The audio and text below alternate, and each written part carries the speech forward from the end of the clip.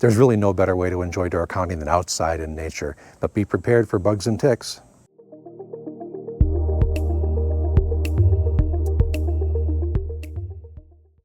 Whether you're an avid hiker, weekend camper, or just enjoy spending time outside, bugs and ticks can have a big impact on your experience overall. So grab your insect repellent and let's discuss tips to prevent and treat those bug bites.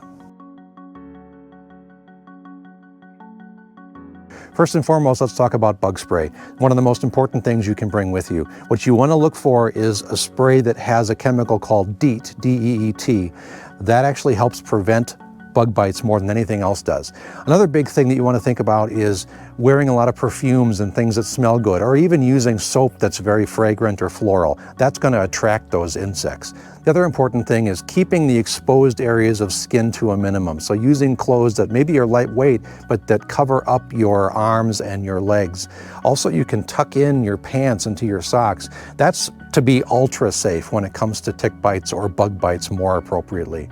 Now, when it comes to ticks, the big thing you want to do is always, when you get home from having a hike or being outside, especially in a wooded area or areas with high brush, what you want to do is go home and inspect yourself for ticks.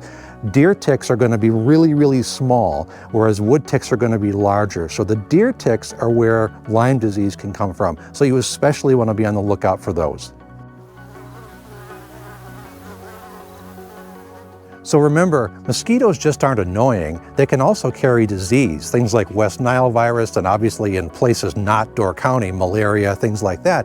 So it's worth being cautious for that reason. Now let's talk about bees also.